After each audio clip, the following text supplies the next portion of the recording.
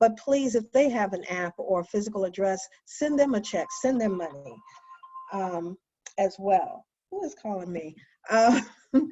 And help them survive, so at the end they'll still be there when you need them. And our local restaurants as well, if they have a to-go, please order something once a week to go. And if you don't need anything, maybe send it to someone else. Help your elderly, help the individuals who are at home, and send orders to their home if they need those toiletries or just groceries. So those are the things that we're asking you to do. And so at the end of the day, we're going to ask you, if you have any questions throughout this presentation, to please, one or two things. If you're just listening mode, then email us at Betty, B-E-T-T-Y, NAACP@gmail.com. That's Betty, NAACP @gmail.com. Or you can chat and send your questions that way, and we'll make sure that your questions are answered. With that, I wanted to make sure that I hit all of my points and wanted to make sure that you got the information. I am going to introduce Valerie, who is going to open up the health section of this segment of the town hall meeting. Valerie is our secretary, as well as our health chair, heads the health chair committee. Valerie, are you there?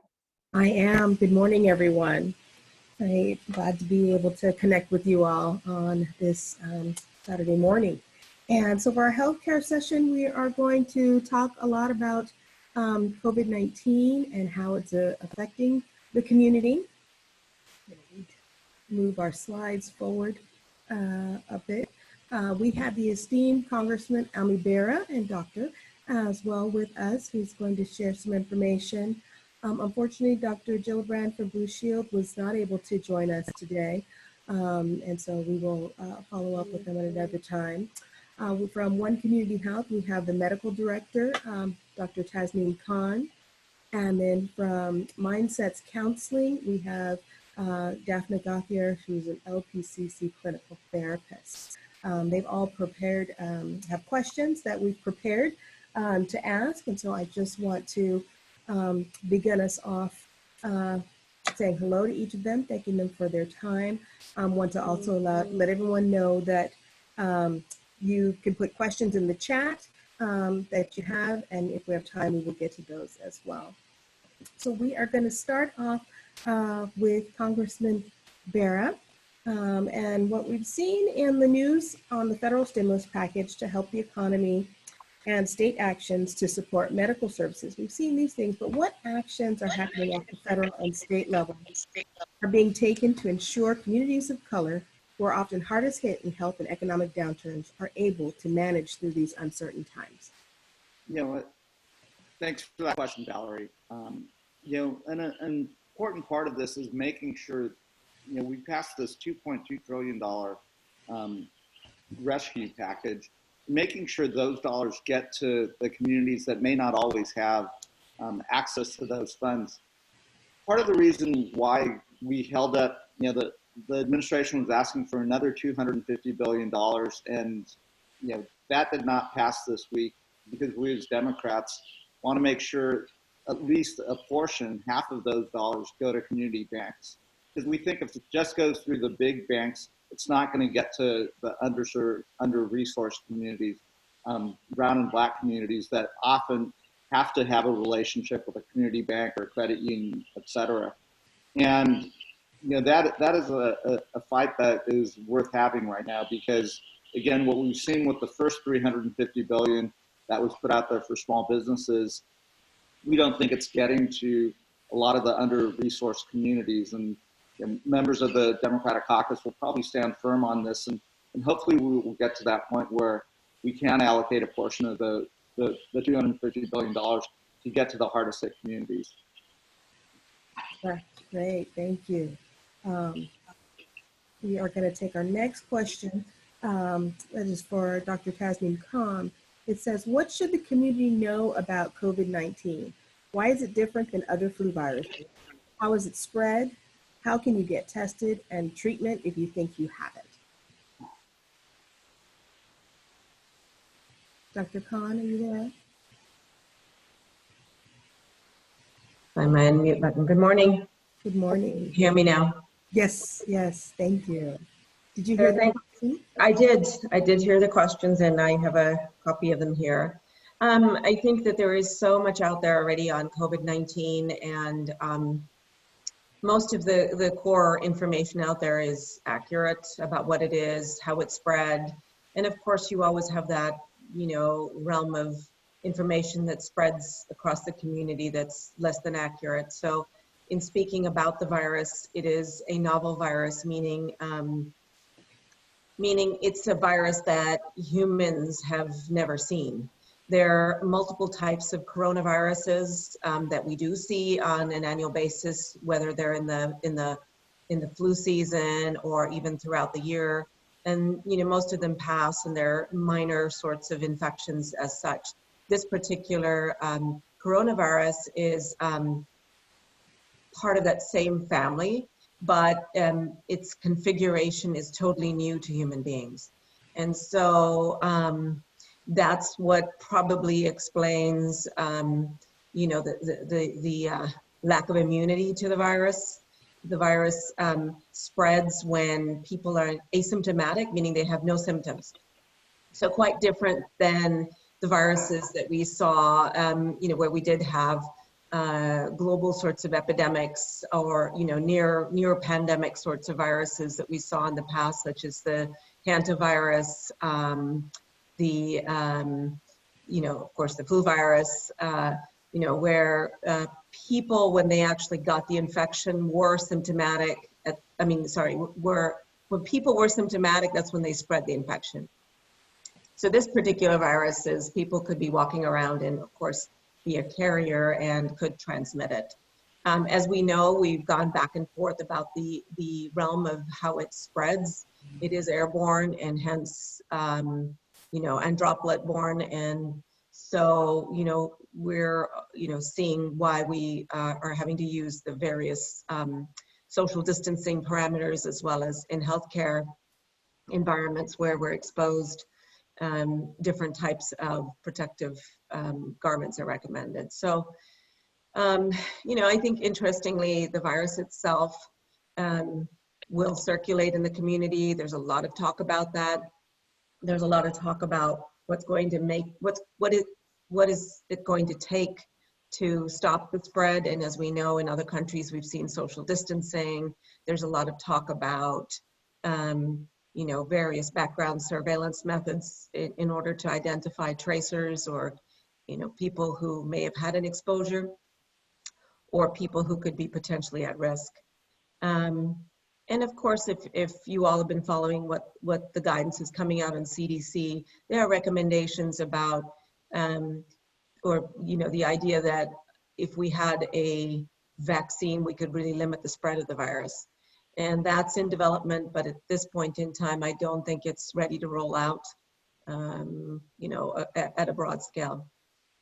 The question about testing, testing is, it's better than what it was initially. When I say better, I mean the availability of testing, but it's still, quite limited to people who are symptomatic and sick. We, at least in the realm that I work in a community health center, we're not testing people who are not at risk for COVID. And when I say at risk, obviously there are a series of risk factors and a protocol that we use to assess who could be at higher risk and who could decompensate more sooner than someone not. There have been opportunities to get testing for mild to milder symptoms. There's a project called Project Baseline, and I'm speaking for, of course, what I know in California right now, which is through, through an organization called Verily. But the project itself is called projectbaseline.com. And on that platform, one is able to put in their symptoms and get a screening questionnaire to determine where they could go through for drive-through testing or other facilities outside of healthcare organizations that are offering testing. Great, thank you. Thank you for that, Dr. Khan. We're going to come back to that, and so there's some other questions that the community has, but I want to ask our third speaker, Daphne Gauthier, about some of our mental health and behavioral health issues. So the question here is, the response to COVID-19 has brought out changes to many people's lives and their normal routines, such as kids being out of school, parents dealing with daycare concerns, job restrictions and losses, loss of business, and for some, isolation with social distancing from family, friends, and entertainment. Add to that media stories that thrive on reporting the growing number of cases, of deaths, and social media that quickly shares both good and bad information that can stir up fear and create instability. What impacts to individuals and communities can we expect to see from that? Ask what the impacts were. Well, Yeah, what can we expect to see with people going through all of these changes? well, what's coming into my clinic is a lot of anxiety, fear, and depression. Depression due to isolation, anxiety due to isolation, not being able to visit our loved ones. Families are being separated due to the virus. Elders in care homes cannot be with their loved ones. The loved ones also having their anxiety that they can't be with people that they normally care for or visit. We have people going into the hospitals now that normally you can go and sit with them and be with them. Now you have to drop them off at the doorstep and put them in the care of someone else. And so I get a lot of conversations with people that their anxiety they're going through, and also adding a sadness and depression to them. Being separated from friends and coworkers have affected many. Our routine of what was once known as abruptly has been changed. Then there's the fear of contracting the virus itself, like Dr. Khan talked about. There's not a vaccine in place that people can go and get. So there's a fear of having the virus, one, and then how to be isolated to that they don't send it to someone else. So there's a heightened anxiety there. The roles in our household have changed, like you mentioned, Valerie. Once where we sent our kids to school are now being homeschooled with distant learning. And for some of us, this is new and unfamiliar. So parents with children, their lives are changing. Kids will now start distant learning. And so what does that mean for us as a family? You know, you already have where some parents are stressed because they don't have a job or they've been laid off, and now their kids are going to distant learning, and that's a whole different adjustment that they have to make. So a lot of parents there are trying to understand and figure out, how do I manage all of this? So this adds a real heighten on anxiety. We have entered unprecedented times. We're in uncharted waters. A lot of folks are asking, how do we move forward? And what does our future look like? What is going to become our new normal? These are questions that I'm having constant conversations with people, because they're not sure where this is going. So it raises a whole different level of anxiety, and just trying to help people to just manage what each day will look like, because as we see in the news, it's constantly changing and being updated. Great, that's really valuable information. I think that you've mentioned it's a new normal for everyone, and I think a lot of people are waiting, like, when is this going to end? When are we going to go back to the way things were? But I think that this is a new normal and something that we're going to be dealing with for quite a while. So thank you for sharing that. I want to go back to Congressman Barra and ask you kind of two things. You touched on the stimulus package and the economic downturns and some of the things that were happening. I'd like to know a little bit more about what you feel like we really should be paying attention to or can do to support right now. And then I also want to ask you, how important is it that people stay home during this shelter in place to reduce the spread of COVID-19? What we were getting to a little bit earlier is, how long is this really going to last? The time keeps changing, and weather is getting better. So how's that going to impact the community? Great, thanks for that question, Valerie. I'm going to put my doctor hat on here for a second, public health hat on. And it's important to understand why we had to do the stay-at-home order. The administration, the White House, didn't prepare us to have the diagnostic tests that were necessary if we wanted to do a different strategy. And we've seen, in South Korea, when this broke out, they were able to quickly ramp up testing, test 10 to 15,000 people a day. So they were able to identify cases quickly, try to isolate those clusters, as opposed to shutting down the whole country. Unfortunately, when the virus really started to spread quickly in early March here in California, and then Seattle and across the country, we didn't have that testing capability. So there really was a strategy, which was a mitigating strategy to stay at home and slow the spread of this virus. Congratulations and kudos to Governor Newsom, as well as our local leadership here that acted pretty early and issued first voluntary stay-at-home orders and then mandatory stay-at-home orders. We do think those are working. And again, staying at home is not eliminating the virus, but what it is doing, it's slowing the spread of the virus. That's given our hospitals here in the local community time to create capacity, to try to get the precious protective equipment that they need, to try to get ventilator capacity, et cetera, in place. And in my conversations with the hospitals in our community, they seem well prepared at this juncture, as well as, I think our community health centers and others.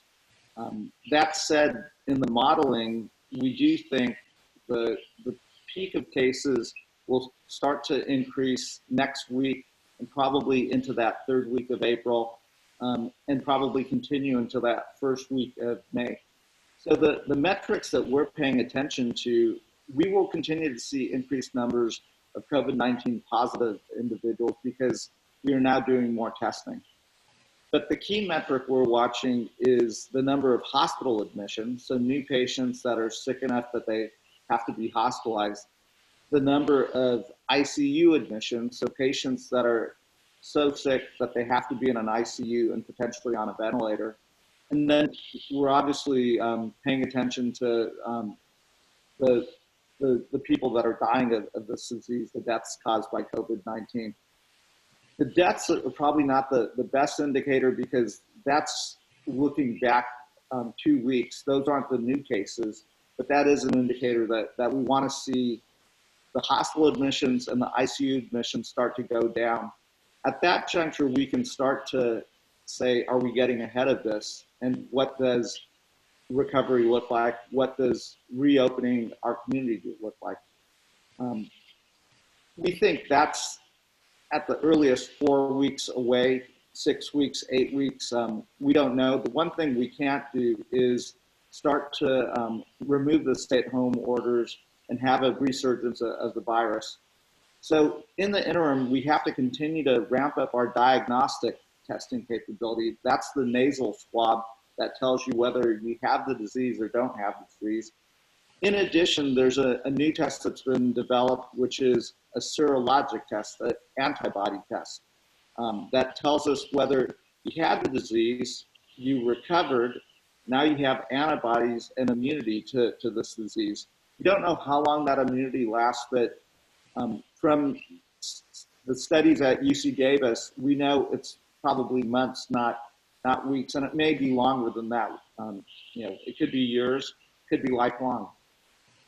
But we do think those folks, and we think there's a large number of folks that have been exposed, never developed symptoms or developed really mild symptoms, so they never knew they had COVID-19. They've recovered, and now they have antibodies and protection. The reason it's important to know how large a population that is those individuals are safe to actually start going back out to the community, either helping us care for the COVID-19 patients, going back to work and restarting our economy.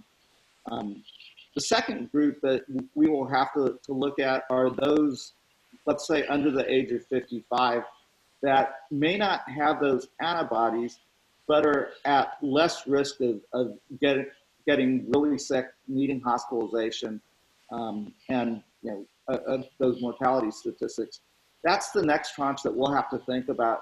How do we allow those folks to come back to work? They still may catch COVID-19. We'll have to quickly have the ability to go identify them, test them if they're positive, and then find out who they've been around so we can test their contacts. So as opposed to shutting down the entire community, we can shut down small clusters. And this virus will be with us until we have a vaccine. And most of the healthcare experts at the NIH really don't think we'll have that vaccine until 2021 at the earliest. So this virus is going to be with us for a while. We can't stay at home that long. So we'll have to have that contact tracing, that public health workforce capabilities. And then the third piece that we're working on right now is we really do have to ramp up the public health workforce and the testing capabilities, particularly in, again, communities that have less resources, less healthcare resources. That's where you're seeing this vacuum of not having enough testing, not having enough support. So when we build that public health resource, we're going to have to build that capacity in some of the communities of color that have less resources. And the last thing that we have to see, just thinking long term here, we know from the early data that Black and brown communities are being hit particularly hard by this. That is for a number of reasons. It's exposing decades-long inequities in healthcare, inequities in access to care. Those inequities lead to higher rates of diabetes, higher rates of hypertension, heart disease. And as we look back, this is going to be staring us straight in the face. It is right now. When you look at the disproportionate number of African Americans and people of color who are dying of COVID-19. Shame on us if we don't, as we start to rebuild a healthcare system, we don't address that issue and make sure we're providing resources and rebuilding those communities that for decades have never had access and have been under-resourced. This is an opportunity for us to address these inequities. And that's something a lot of us are talking about as we come out of COVID-19. But, you know, again, shame on us if we don't address that, both at the state level and the federal level. So I'll stop with that. Well, that was wonderful. I think it's really important for everyone to know how many different things actually are being considered that actually lend to why the time period we have right now for shelter in place is so important. And then what's being done to consider the testing and the community needs, kind of retooling the healthcare system, which kind of takes us into the question that we have for Dr. Khan next, is that many people are actually right now, they're afraid to seek healthcare for fear of catching something, going to the doctor, or that they don't have a COVID-19 issue. So should they still be going to the doctor? What precautions are health centers taking to protect patients? Who should be seeking care now? And how do they determine when and where to go? Thanks, Valerie. So I'm going to comment that much of what healthcare entities and centers are doing are really buried within, you know, the constant evolution of this disease, the constant evolution of what we know and what we don't know. And so many of the health centers and hospitals are, you know, have established protocols in place to guard the safety of patients.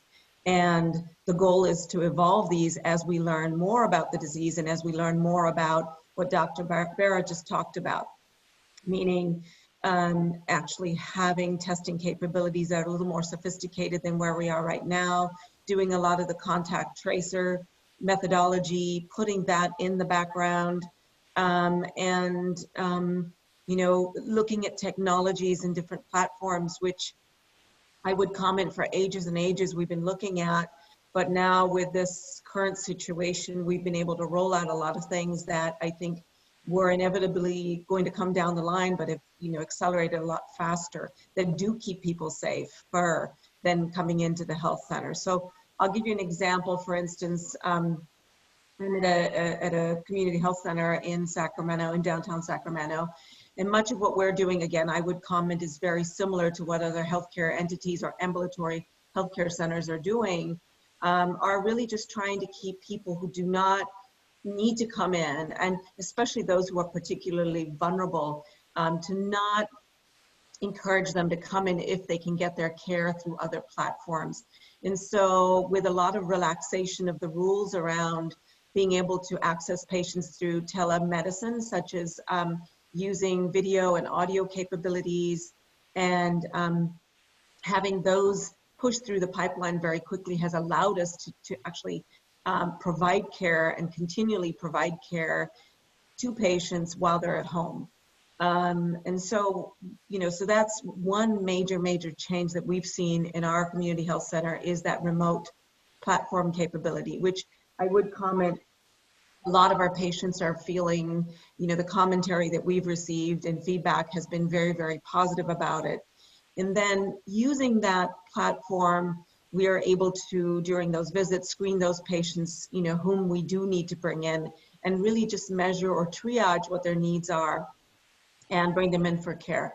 Other things that a lot of healthcare entities are doing, of course, are screening protocols at the entry points of all healthcare facilities, universal masking of healthcare workers, which of course is in the constant, is sort of in the background of keeping inventory of our, mask inventory and what we can provide and protect our staff and protect our patients who do visit the facilities.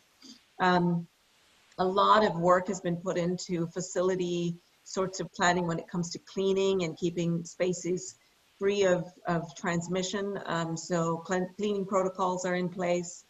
And I think, again, really, I think what we're really foreseeing here is that this particular virus is certainly going to transform the way we deliver healthcare long-term. And I think it's going to be good. I think that we will be able to do a lot of things which will keep people safe, which will keep people not only safe, but also keep them in care.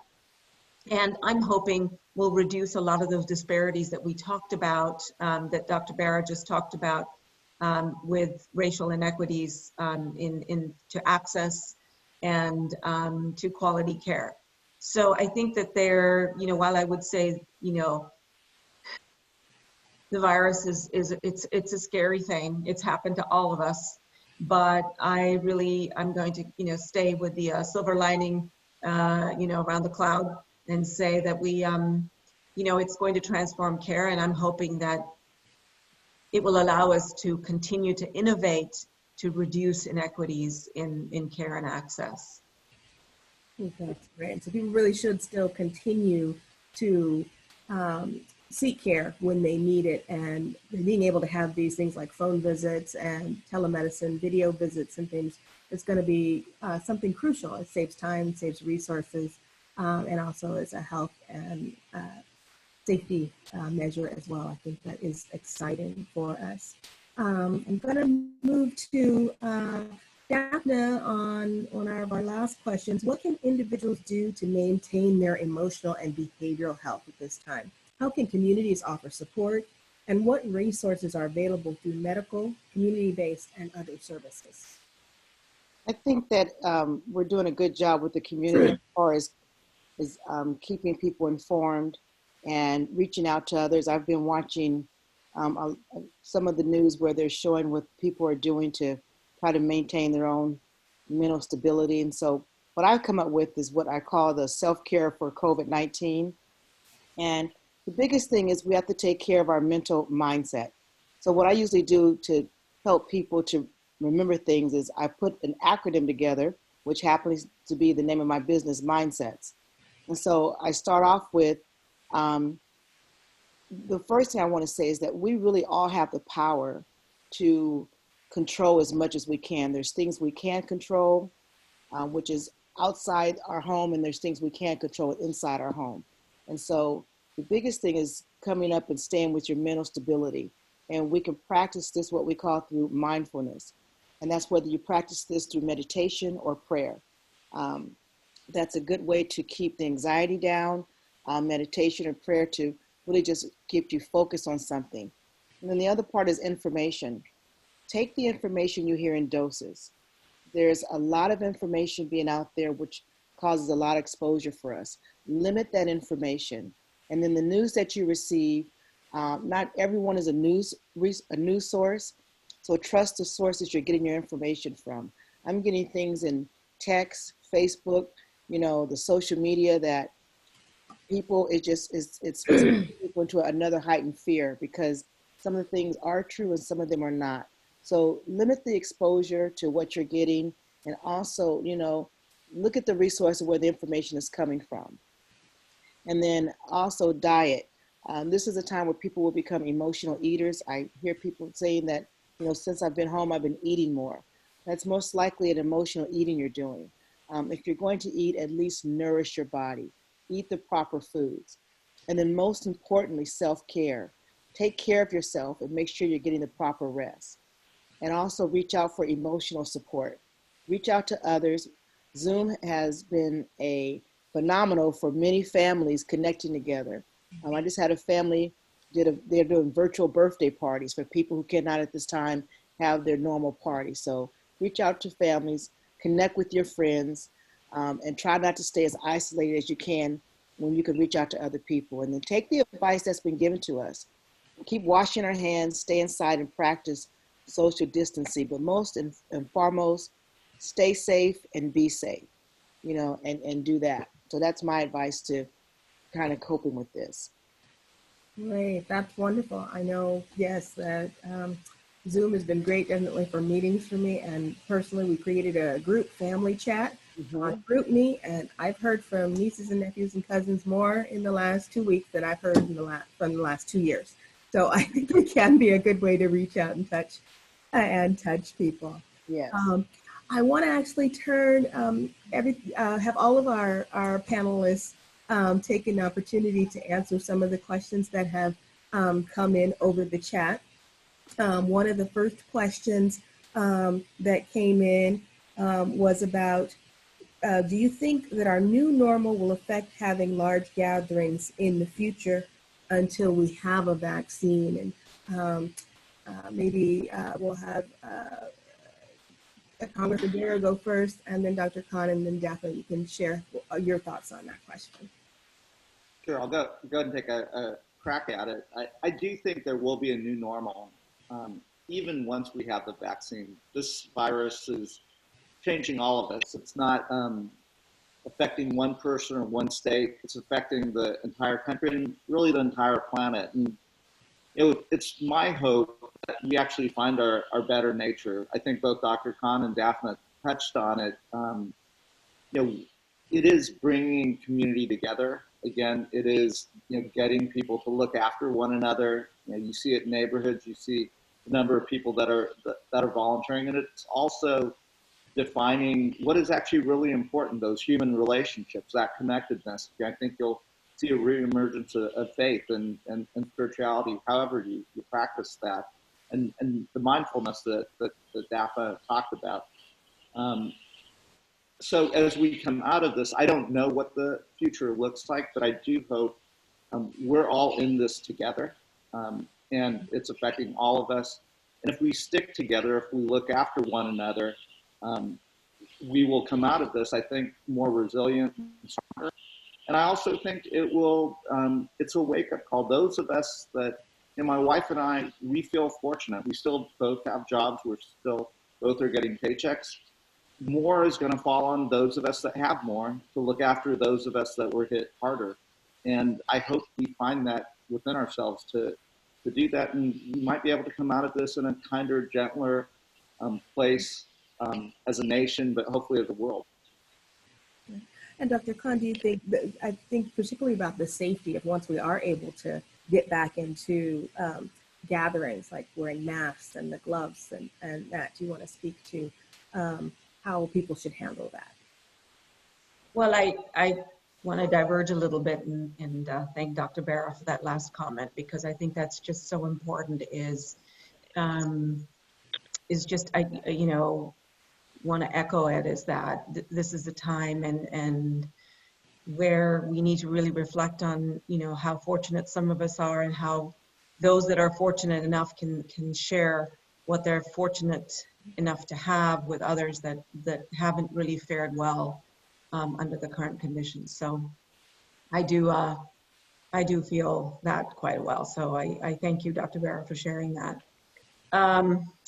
Well, when I get asked this question, I kind of reflect and think about the time, and I tell my kids about this, and they just look at me like, really? Was that what it was like? There was a time where we would go to airports and we would greet people right at the gate. Our world considerably changed after September 11th. And many people of the younger generation or born after don't really, or who are very, very young then, don't really recall what that was like. And that forever, that event in and of itself, changed all of our lives forever. But we adjusted, right? We are resilient. We managed to, establish that as a new normal and continue to, push forward and do good in whatever realm or conditions that exist. I do think that, and this is again my conjecture that I'm adding to this, it's an opinion, and I think it's shared by many, is that I don't think we'll ever go back to the way we were because of the sort of, tempering effect that this particular virus has had on many behaviors. I think people will be cautious. I think, large gatherings and will likely be modified. Again, I'm all for innovation. There'll be new innovative technologies and innovative platforms that will allow large gatherings, but in a very different, realm as we understand them today.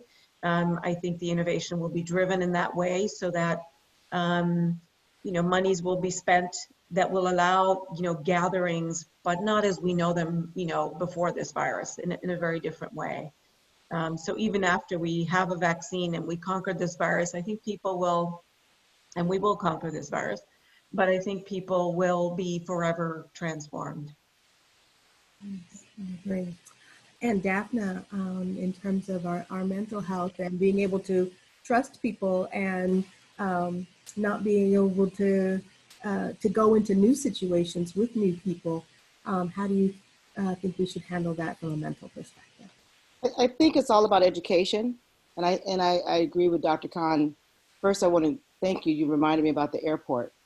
Completely forgot about it, and then I'm like, she's right. We did change to a new normal, and as moving forward, we are. And so, my conversations with people and clients is preparing and getting ready, because I don't believe we're going to go back to the same way we were.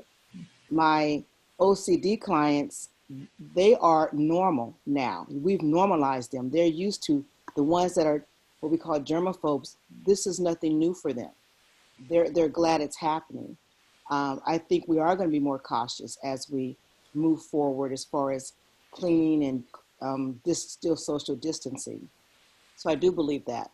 My question with either Dr. Khan or Dr. Barron, you mentioned, was that moving forward, I know that America's ready to get back and jump into work and start having things happening. And I was just wondering, we're looking at maybe releasing this in May, but as we move forward, do we see, like, as far as June, that we can start having these gatherings again, or do you think it's going to be some type of rule or regulation that we're going to have to change and do something with? If I can take that question, I think we will continue to do kind of this physical distancing for a while, and it may become a new normal. We all like our sports, so I could, at some point when it is safe, but I think the physical distancing will even be at our sporting events, at picnics. I think it'll impact, how churches are laid out, where there is that distance between folks. I think it'll impact how our restaurants are laid out. But I do think we're, as a species, we like to interact with one another, and video conferencing is great to get us through this time, but there is something that brings us together, and what that looks like, I'm not quite certain. I think the physical distancing piece of it will continue for some time. Maybe it becomes a new norm, but we're a social species, and I think that piece of it will, as we come out of this, I don't think we can keep ourselves from being with one another, because there is some common humanity. Dr. Baer, there's another question for you as well that said, you mentioned making sure public health infrastructure is built in under-resourced communities. What can we as constituents do to advance that? So Here's one thing that we're working on in the short term, because when we start reopening, whether that's 4 weeks from now, 8 weeks from now, particularly looking at young people that have already shown up to community service, AmeriCorps workers, Teach for America, Peace Corps volunteers, that we've brought all those folks back home. We're going to need we're going to need thousands of public health workers, and we need to build this public health corps, or what we're calling the COVID-19 response corps, very quickly. So we've made the suggestion that we take these Peace Corps volunteers that have already shown a commitment to service, that we take young people that were doing AmeriCorps, Teach for America, and other programs like that, and have already had some vetting, that we quickly try to give them jobs, and they can help support some of these communities that have less resources. They can help us with the testing.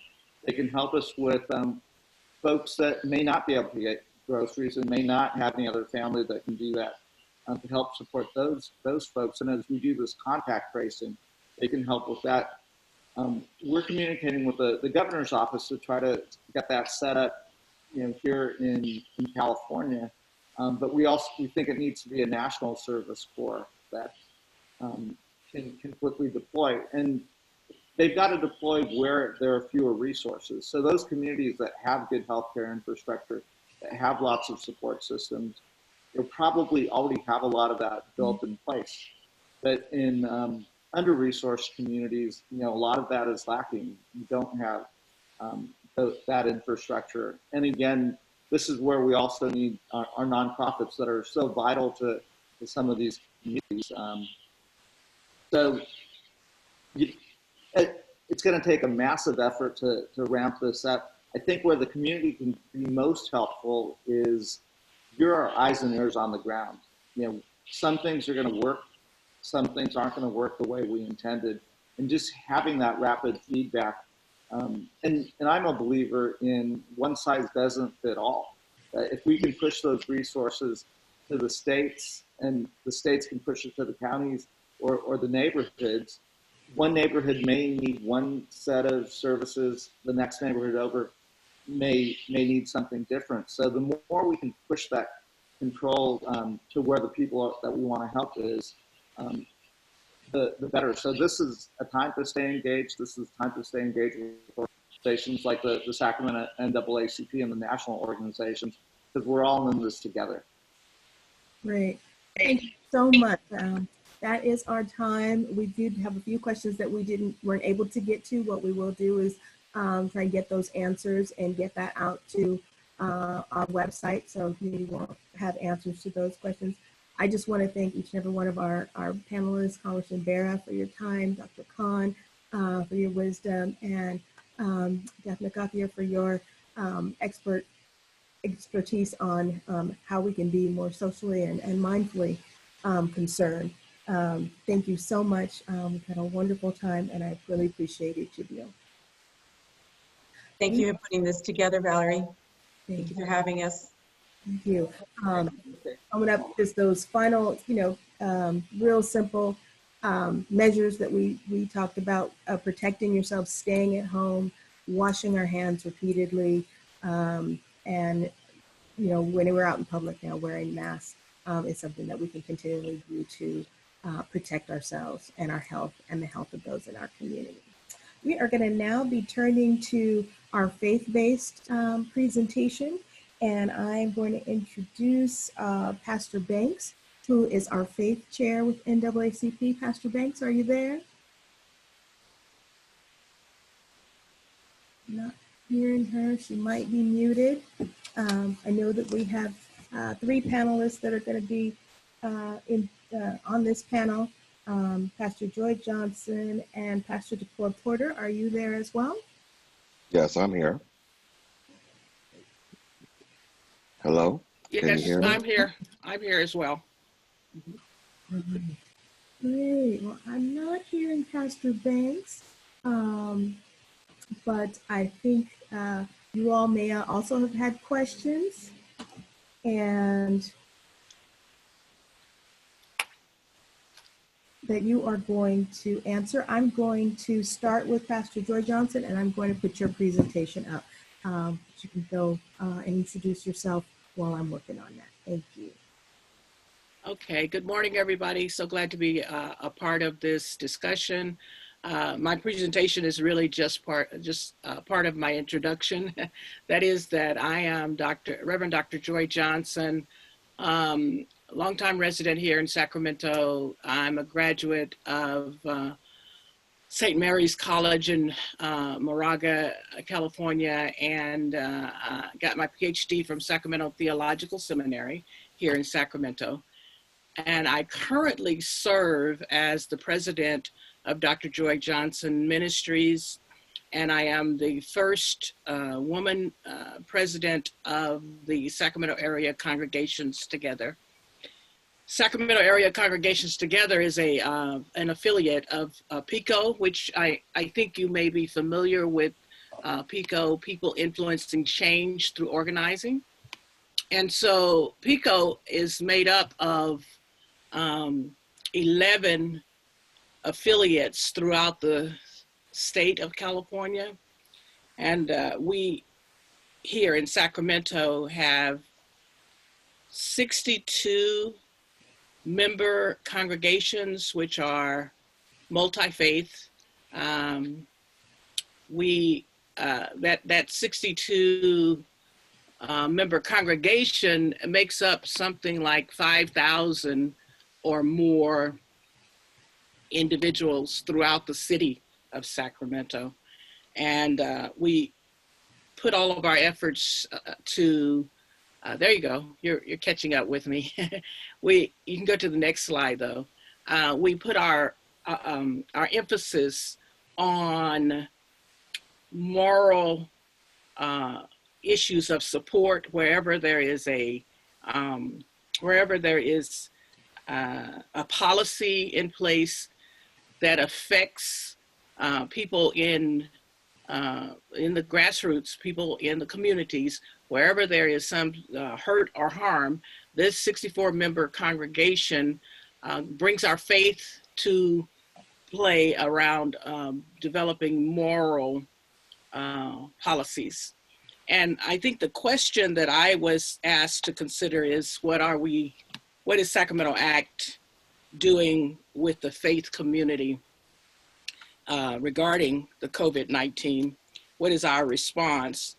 And I really kind of have it broken up into 3 buckets. One, first of all, is what is our spiritual response? Because indeed, the COVID-19 is posing some significant challenges to our faith communities because we're not able to meet. We're not able to come together. We're not able to gather. We're not able to be those who are called out, the called out ones. So one of the things that Sacramento ACT is stressing is the virtual worship, the virtual meetings, which it may seem simple in a lot of other sectors of life, but for the faith community, our coming together is all part of the faith experience. And there is pushback. There has been, I think it's diminishing, but there has been pushback from a number of the faith leaders around whether or not we're responding to this issue with fear or with faith. And for some, when they look at a call to sheltering, there is the conclusion that our sheltering indicates that we're afraid. And of course, faith and fear are the opposite of one another in our view. And so what Sacramento ACT and others are stressing is that while we still have faith, there's a need for us to be wise, for us to have a soundness of mind, for us to be wise in how we are conducting ourselves, behaving ourselves, and for us to be wise in how we teach and lead our congregants to conduct themselves. We're stressing at least for my faith tradition, is based on biblical messaging. And so from the biblical side of things, we're stressing and emphasizing the times that even the Bible had to call for instances where the faithful had to shelter. And so sometimes we're better at that than other times. There are still, I know, a few congregations in the Sacramento area who are not completely in support yet of the sheltering in place, and they are not yet stressing it to the level we'd like to see them stressing it with their congregants, but we're getting there, slowly, but we're getting there. So that's this first part, is the spiritual challenge. The second part for Sacramento ACT is really kind of a practical challenge, and that is that for our churches, when we're not able to congregate, I think Betty mentioned it a moment ago, when we're not able to congregate, our collections, our offerings, our donations are depleted. And so Sacramento ACT has been working with a number of the churches to encourage the congregations, to encourage them to apply for the CARES Act loan funding that has been part of the stimulus program. And we are getting a great deal of traction around leaders who are applying for those. We also, Sacramento ACT was given the opportunity to serve as a conduit for many grants for a number of families who have been, families of these congregations who have been hit hard by the loss of their jobs, and they needed to have some funding provided to them so that they could continue to pay their rent and buy food. And then thirdly, in the area of practical challenge, Sacramento ACT and its membership have continued to run food pantries and partner in a strong kind of way with Sacramento area food distributors, including restaurants that have been closed for servicing the public, but they are able to service some of our pantries. And then lastly, I would say the challenge that we see in the future, and that's our future focused challenge.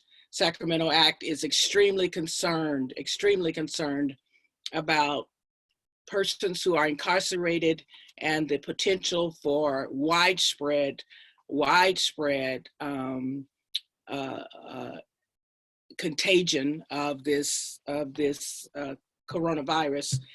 And so we are advocating for decarceration, and some of that has begun to happen in the jail systems, but we would really like to see it happen much more across the prison system of California. And then a second area of our future focus is just care for the pastors. Pastors are beginning to suffer themselves as they attempt to be and to have the answer for their congregations, congregational members who cannot have a funeral, a traditional funeral. And it is beginning to weigh, among other things, not just the funerals, but even themselves becoming ill and close members of their family becoming ill. It is indeed affecting, someone said earlier, it is again affecting the mindsets of some of our faith leaders. But we're persevering, and we're having weekly calls and trying to provide healing opportunities for those leaders. And with that, I will stop and find out if there's any other questions. All right. Thank you, Pastor Joy. I think we are going to switch to Pastor Porter, and then we'll take questions at the end. Okay. Do it that way, and I'm going to pull up Pastor Porter's presentation. And if you'd like to go ahead, Pastor Porter, that would be great. For sure. Well, first of all, I want to just thank Sister Williams for inviting us to be a part of this town hall. Very informative. The healthcare session was very informative, and I appreciate that. And again, it's always a pleasure to be on the same panel with my sister, Pastor Joy Johnson, who really just talked uh, talked about a lot of what we're doing. We're pretty much mirroring and doing the same thing. You go to the next slide. For those who may not know me, I'm the senior pastor of the Genesis Church in South Sacramento. The Genesis Church was founded by my father, Dr. Robert Porter, back in April of 1990. We just celebrated 30 years of serving the Meadowview community. And on April 1st, it was not a April Fool's joke, but we always say that the joke was on the devil. So we were able to outfool him and move on. And from there, my brother and I served for 19 years. And then he moved to Minnesota. I continued to serve with my wife, Carlette Porter, and a little over 20 years there at 2801 Meadowview Road. Along with that, I've become the president of the National Action Network of Sacramento, the Sacramento chapter. We are the babies of, I guess, your civil rights organizations here in Sacramento, NAACP, Urban League. We work in that same genre, if you will, and just trying to assist in advancing legislation supporting criminal justice reform, amending police use of force practices, and enforcing equal voting rights and school choice for all throughout California. The National Action Network is a leading civil rights organization that's in the nation that was founded by Reverend Al Sharpton. And just back in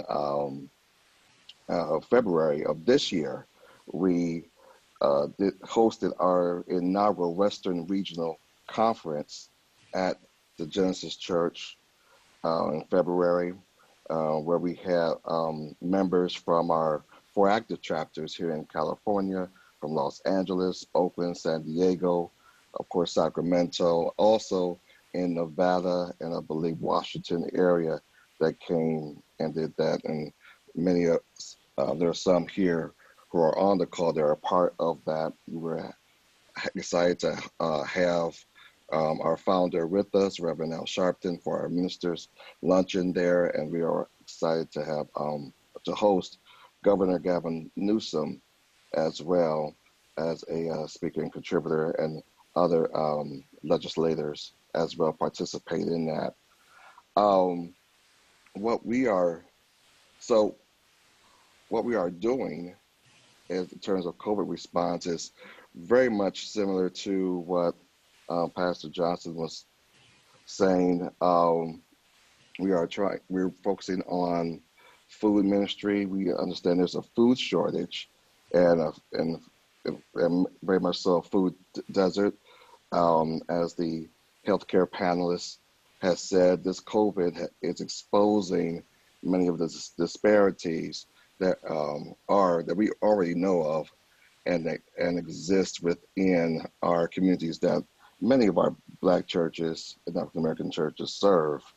And so it just exposes the food shortages there, not good food, the economic employment disparity, exposes the educational disparities, the digital divides that's occurring, and even that of the religious disparity in terms of resources that many Black churches are struggling with right now in having. But in all of this, you see many of our Black churches, African American churches, open up their doors. Our pastors are trying to do their best in serving our community, which is our tradition historically throughout the years. And so we are assisting in doing that at the Genesis Church, along with various partnerships with the National Action Network and also Lyft. They have provided us $5,000 worth of $25 free ride credits. So they have been deemed an essential service. Lyft and Uber and other rideshare companies. And to get free Lyft ride credit, you can text "Need a Lyft" to 71441. Need a Lyft to 71441 to receive a code. And the code is valid for use anywhere within Sacramento County through the end of April. All right, through the end of April. So you just text "Need a Lift" to 71441, and you'll get a code so that you can, whoever needs that can use that $25 free ride credit. We are also in partnership with the Sacramento Food Bank, passing out free groceries for us every Thursday and Sunday at the Genesis Church. And we're currently serving over about a little over 100 families per week. In doing that, we have a dedicated group of volunteers from the church and our non-membership who are dedicated, committed to making sure that people do get the necessary items. We just don't do we do a pickup and also a delivery service as well to our seniors. And then we have just joined a new partnership with the Community Care Initiative, which involves the Convoy of Hope, William Jessup University, and 14 other churches across the region, coming from Rockland, Roseville, all the way South Sacramento, Elk Grove, that will expand our resources for giveaway. And this starts the Monday after Easter.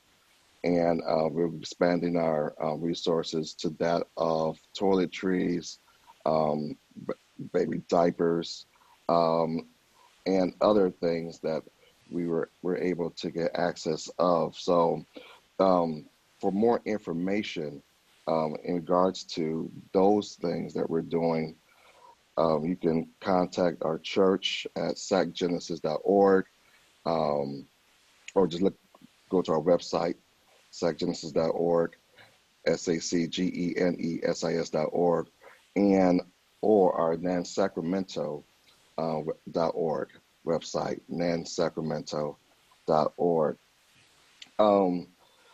Other things that we have done as a church, and many of us had to make this transition and often quickly, is moved all of our worship services and Bible studies online.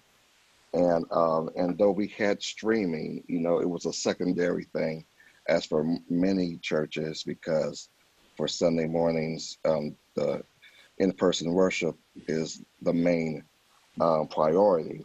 And so we had to ramp up quickly on doing that. And so we launched several live stream channels on YouTube.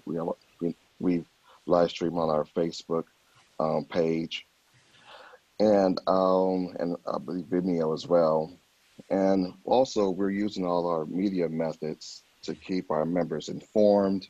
I do a weekly check-in with our membership on Mondays, and it's heartening. The healthcare relief specialists, we talked about how there is such a fear growing on. I think most of us, many of us may not catch the actual coronavirus, but many of us are already caught up or catch the virus of fear, and the spirit of fear and anxiety and hysteria that comes up with. So really finding ways to reach out at this hour and this moment for churches is critical in doing that. I've been asked the question many times, how can churches actually jump online and work it out? And for those who may be new to this, we had something established before, and so we were a little ahead of the game, thank God for this. But, I always say you can just start with your smartphone, or if you have a good HD video camera that you're using personally, you set that up on a tripod. And if you don't have a Facebook page for your church, create one, because through Facebook and YouTube, the church can stream live for free. There's no cost to do that right there. And so just with a smartphone or a video camera and a Facebook page, Find the millennial in your church, and they could probably hook that up real quick and make that work for you. I know I have a millennial team that runs my media department, and I'm just excited and glad about that. Also, this is the opportunity to be creative. You know, the future isn't what it used to look like for us. You know, it's the norm. There's a new normal. Everything has changed, and I believe, believe Congressman Bear has said that even after this, we get through the peak, we may have to do things differently. We will most likely have to do things differently. And so with that, um, just being able to create your own streaming service and invest into your streaming service, I think is key. To set that up, I don't think it's going to be a one-stop thing or a bridge. We're going to have to just continue on doing that. So you may want to upgrade, but upgrade slowly, and then make sure you stay in touch after Sunday, after the live stream, Zoom check-ins such as this, conference calls, establish a mailing list so you can stay in touch with your people.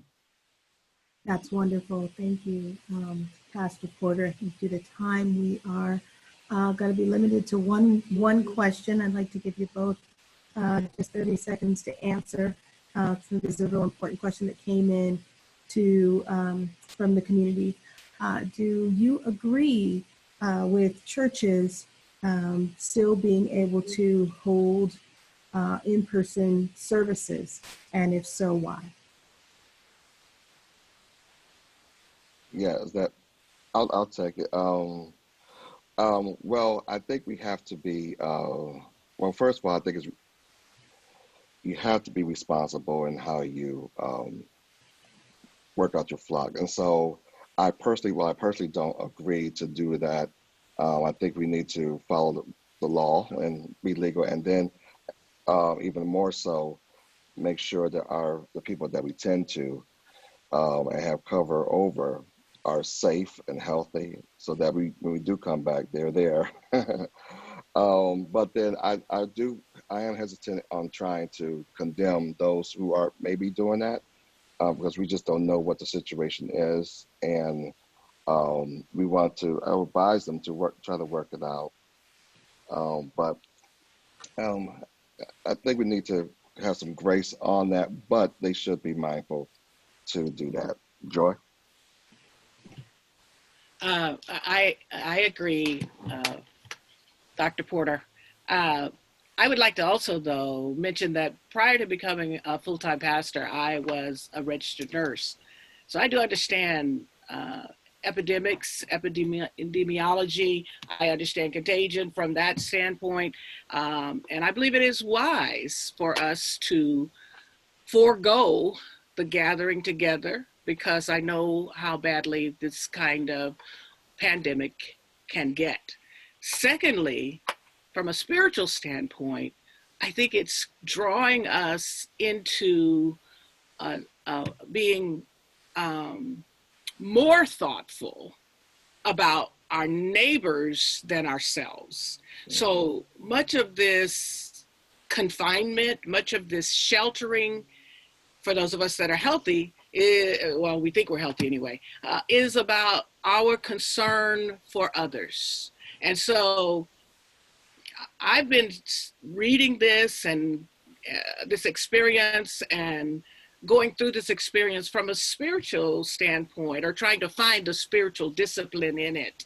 And in doing that, I really do see us learning as a people, because this is global now. This is just not Christians. This is just not, the Jewish people. This is all of us. And I believe that one of the things our Creator wanted us to have from the beginning to now is let us be concerned about someone other than ourselves. And so, I'm not going to condemn those who are coming together, but I would like them to grab onto that stream of thinking of how can we care best for one another, every one another, not some of the one another's, but every one another. And I think the sheltering in place gives us that opportunity to really learn that message deeply and to start living it. So. Wonderful. Thank you both. We really appreciate you sharing all that the churches are doing. We know this is #1 resource in particularly Black and Brown communities, particularly African American communities, and whether we're able to get together online and support each other spiritually or in person, recognizing that there's a digital divide for some of our community. I do think that's important. So thank you both. At this time, we're going to move to our criminal justice panel. Thank you all for your patience that have been waiting to come. And I'm going to introduce LaMills Garrett, who is our criminal justice chair. So LaMills, are you there? I'm here. How are you doing, Valerie? Yeah, doing well. Please go ahead. Okay, well, we have Chief Daniel Hahn on the call here. And Chief Hahn, if you could come on off of mute and let us know that we can hear your voice here so we can test it out. Chief Daniel Hahn, I saw you're on the call. Can you hear me? I hear you now. I hear you well. We also have Lieutenant Santos Ramos with the Sacramento Sheriff's Department. Lieutenant Ramos, can you let us know you're there? Chief Ramos. Chief, I apologize for that. Okay. Chief Deputy Ramos, I apologize. Yep, I hear you and I see you well. Perfect. And we have our Sacramento County Public Defender, Steve Garrett. Are you there, sir? I'm here. I hope you can hear me. I hear you and I see you. Awesome. All right, so we're going to jump right into this. We've checked in with each of you regarding some questions that we have for the community, and we'd like to get your perspective and your input on it. We're going to start off with Chief Hahn, and the question that we're starting off here with for you, Chief Hahn, is just give us an overview of what the Sacramento Police Department is doing to help slow the rate of infection of COVID-19 among our Sacramento residents. Yeah, thank you. It's both in the community and in the police department, because obviously we don't want our staff to, large numbers of our staff to go down, so therefore we can't provide services. And when I say our staff, I don't mean just officers. So we have dispatchers, CSI, community service officers, records clerks that are still coming to work every day, oftentimes interacting with the public and each other. So it's important that we keep them healthy too. So we're in an education mode in terms of educating our community on what the health officer's order is, and it just got extended and revised this last week. So for the most part, we've been very successful with businesses and other groups. When we talk to them, if somebody calls us that they're violating the order, for the most part, they comply with the order after talking to us.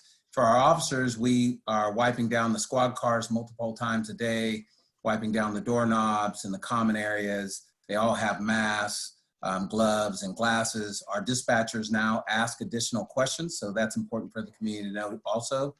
They now will ask if we're responding to your house, if anybody's sick or anybody has the flu, so that will let the officers know that they need to put their N95 masks on and take those kind of precautions. So we're really in education mode and trying to ensure that people know the rules and comply, because the bottom line is the more we comply with the health officer's order and the professional, the scientists and the doctors, which I am not one, the more we comply with that, the less people will get sick, the less people will die, and the quicker we will get back to our normal way of life. Now, before I move on to the next question for someone else here, you did mention dispatchers, CSI, and you all having masks, et cetera.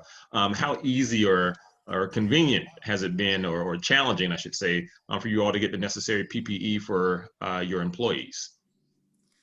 Well, at the beginning, it was very challenging to get the necessary equipment, both glasses, masks. We had a lot of gloves, hand sanitizer, because as you listen to the medical professionals, every time you touch something that's in a common area, that might be a doorknob or an elevator button or anything, you should be wiping your hands. And so you imagine a dispatcher or a police officer or a CSI, they're touching things all the time out in the public that other people touch. And so it's very critical that we give them the hand sanitizer or soap in some cases so they can wash their hands each time. And so at times it was difficult, but we've got a lot of equipment now. We're waiting on some foggers that we will fog the cars in common areas with, that will also help disinfect. But I'd just also add this. For those people that are wondering if they're washing their hands long enough, matter of fact, everybody listening to this call should do this test right now. For anybody that wonders if they're washing their hands enough, touch the back and front of your hands, and if it's not dry and a little bit ashy, you're not washing your hands enough. One thing I noticed, my hands dried out, which tells me I didn't used to wash my hands very much, but now they're very dry. So I use lotion a lot. Okay.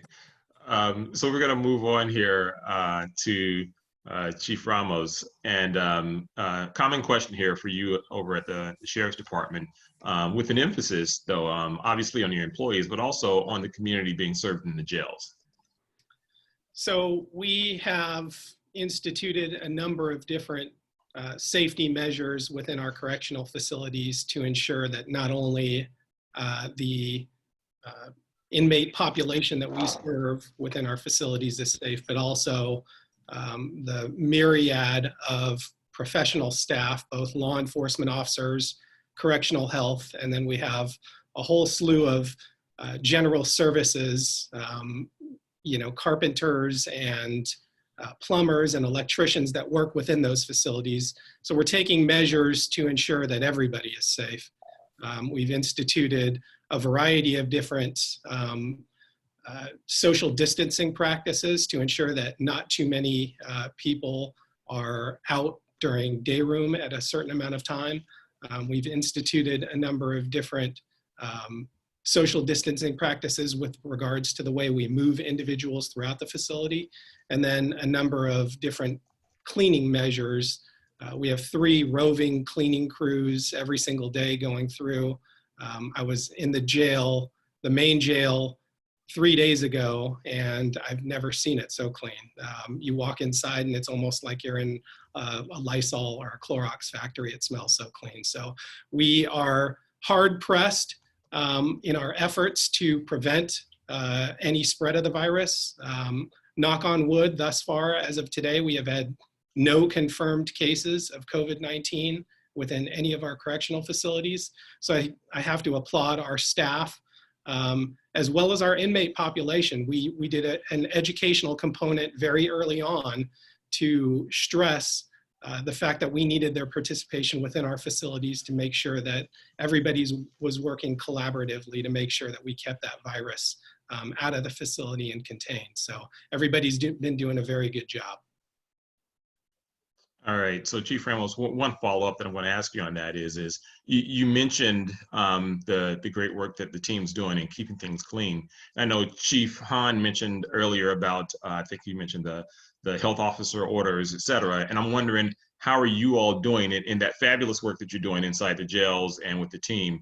How close does that come with complying with what the public health guidance is on those things? So we are not letting, so I guess the largest areas where there would be social gathering would be during day room time. And that's when we allow our inmate population out of their cells into common areas. So what we've done is we've created a staggered approach, not letting more than 10 individuals out of their cell at a time. And it's a large enough area in the day room and outdoor recreational areas where they can gather, kind of stretch out, move around, use the phones, watch TV without being in close proximity to one another. And, naturally, anytime people gather, they're going to tend to start to move together and congregate. But our deputies and our staff are being very vigilant to remind them of the fact that they need to stay socially distanced. And at the same time, they have access to their cells to go wash their hands regularly. We've provided them with cleaning supplies. They can do as much cleaning as they want in addition to what we're doing in the facilities. And so we also have a number of hand sanitizer stations placed throughout the facility so our inmate population can make sure that they're keeping their hands clean as well. Okay. And Chief Ramos, I'm going to get back to you some. I know there's a particular interest in our community around things happening in jails, but I want to make sure that I get over to our Public Defender Office and to Mr. Steve Garrett on this. So with a common question, Steve, is with regards to the Public Defender's Office, and I know you don't house or arrest people, but even from the mechanism of what you all do in the public defender's office, what kind of things are you all doing specifically in this point in time to try and help reduce or slow the rate of infection of COVID-19? Well, I mean, internally, we've done a lot of the things that you've heard the fine officers talk about, and social distancing. In terms of PPE, we didn't have enough. We don't have masks, or we have only just a handful. We didn't have hand sanitizer. We didn't have disinfectant or wipe downs. We've made an all points bulletin trying to get as much as we can, and we have managed to get some of those things. I know that we have one of the spouses of one of our lawyers is trying to make handmade face coverings for people. So, you know, we have struggled with that. We're maintaining social distancing. We're using a lot of Zoom. We have a lot of people working from home. With the closure, the jail's closure of the attorney visit rooms, ultimately I've stopped visits over the jail completely because we've also had a lawyer go down with COVID. And so that's been an issue for us, and we have to be careful as well. I want to at least give a shout out to Chief Ramos, because as of last week, it looks like we will be starting early next week video visiting with clients so that we can maintain some semblance of trust and attorney-client relationships with face-to-face meetings with people who are in custody. I've appreciated that very much, and I do want to make sure that I acknowledge that. I know that that was a sacrifice for the sheriff's office to do that. In terms of what else we're doing, we are continuing to accept meeting requests from the community, answer questions of the community regularly. We see one of our chief responsibilities as trying to really represent both our clients, but the entire community, given that the jail system, and nothing about what the sheriff is doing is in particular wrong in terms of jails. It's just jails in general, like cruise ships, are infection vectors. And if you were to put a cruise ship off in the river with 5,000 people in it, and 25% of those people are coming and going every day, you have a huge infection vector that can be a problem for the community. And the issue is trying to reduce that population so it's less of a problem. It puts at risk everyone, and we're in this together, all of us are in this together. Everyone is put at risk by an infection vector in our community, not just the inmates, but everybody who wants to use health services, because if you were to have an outbreak, and thank goodness we haven't, but I know that we've had people in the public defender get sick, and we've had, I believe, people in law enforcement as well. So it's I think only God can tell us why we're fortunate enough not to have it in the jail. But it will overwhelm the medical facilities in our community. So when each of us who's sitting at home or wherever we're sitting in a relatively comfortable space, if suddenly the jail has to send a lot of people to the hospital, those hospitals are not available for others, where terrible choices have to be made.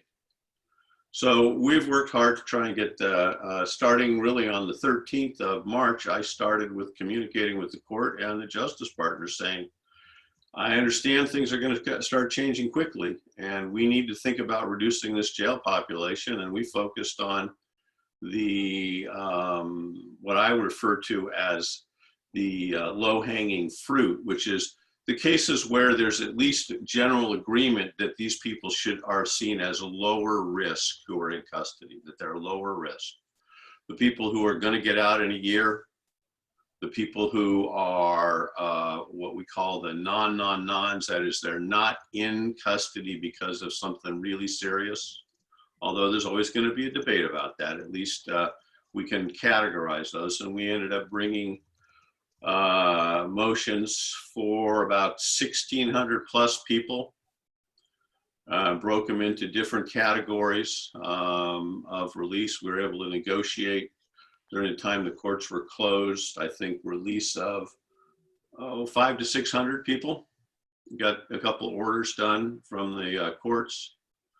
I also want to, again, thank the Sheriff's Office because they shared with us data and lists of all of the inmates.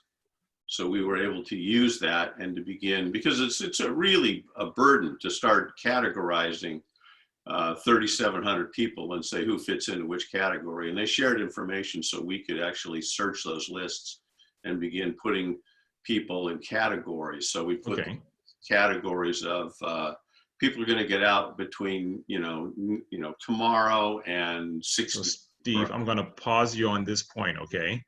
And come, because I want to come back to that a little bit later. But before, I want to jump over to Chief Hahn, because there was a question that came in that closely relates to a question that we have, Chief Hahn, regarding how is COVID-19 changing how you approach traffic enforcement, domestic disputes? And I think the question that came in was also around the social distancing and wearing protective masks, et cetera, in public around that, of whether you're going to be imposing violations that are coming in from the health office, the health officials' orders. And so can you talk to us a little bit about that, Chief Hahn? You're on mute, Chief. Can you hear me? There we go. Thanks. In regards to traffic enforcement and the health officer's order enforcement, there's a lot of misinformation out in the community that is often spread on social media from what appears to be very reliable source, including I've had some family members send me things that they heard it from a friend, from another friend that works for Homeland Security. So therefore, when you hear that, you're like, oh, well, it must be legitimate, but it's not. And so in terms of traffic stops solely to find out whether somebody has some sort of papers or is going to an essential job, we are not doing that. Now, that doesn't mean you won't get stopped for something else that's more of the traditional realm, speeding, running red lights, things like that. But you're not getting stopped by the Sacramento Police Department at this time or any other department in the county solely to determine where you're going. The other things that I've heard is that the National Guard is coming in. They're going to set up checkpoints. They're going to patrol our neighborhoods. There's going to be 24-hour curfews, so therefore people should rush to the store and get 2 weeks worth of supplies, because when they go to that, nobody will be able to leave their house for any reason. None of that is true. None of that's even been talked about. None of that is even close to being true. The National Guard is here. They've been here for a few weeks. They are only doing humanitarian things, primarily right now, handing out food. But I imagine if somebody needed their help setting up a shelter, I imagine they would be doing that. And so it's important that people get the real facts. People can go to saccounty.net. They can read the actual order for themselves. It's on there. They have a FAQ sheet, and they have stats for Sacramento County and all the cities within Sacramento County that give the facts each day on where the illness is. So our role right now with the health officer's order is advisal. The order does allow for misdemeanor citations or fines. We have not transitioned to that. And if we do in the future, we will notify everybody that we are transitioning to that. But right now, we've gotten a lot of success with on the few people that are violating the order, talking to them, and then they comply. I don't know about other people on here, but all the restaurants I go into to order food to go, all the tables are up, all the chairs are up. And so they're doing great, the businesses, in terms of complying with the order. So that's where we're at right now in terms of enforcing the order and traffic stops. Okay, Chief, and just a heads up, we probably won't be able to answer it here, but if you can tell us to where to send, it looks like Liz is saying that she's seen officers doing traffic stops coming within 6 feet and not wearing masks. If the community has a concern about something like that, where should they go? Well, they can just call the non-emergency number or call into the respective stations where they're at. But officers still make traffic stops.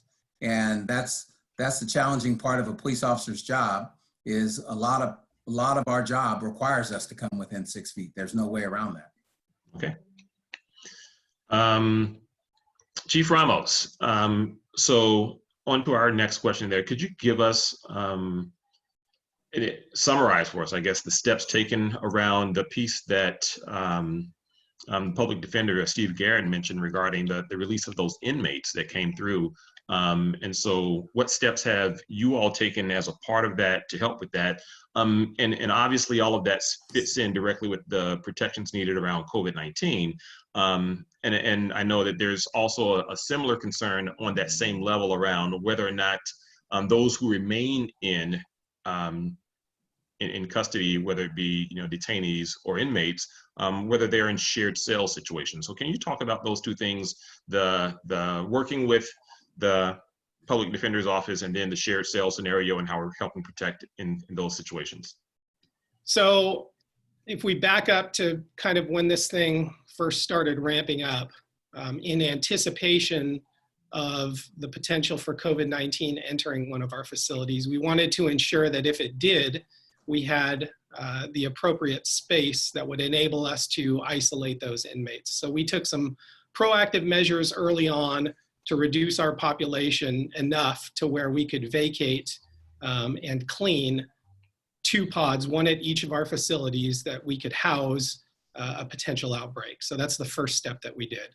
And then through a number of different processes, a few of which were initiated by the Public Defender's Office, and they worked collaboratively with the courts and the District Attorney's Office to identify what Public Defender Garrett had mentioned as a population of individuals who were in custody who they felt could be reasonably released from custody without a heightened level of danger to public safety.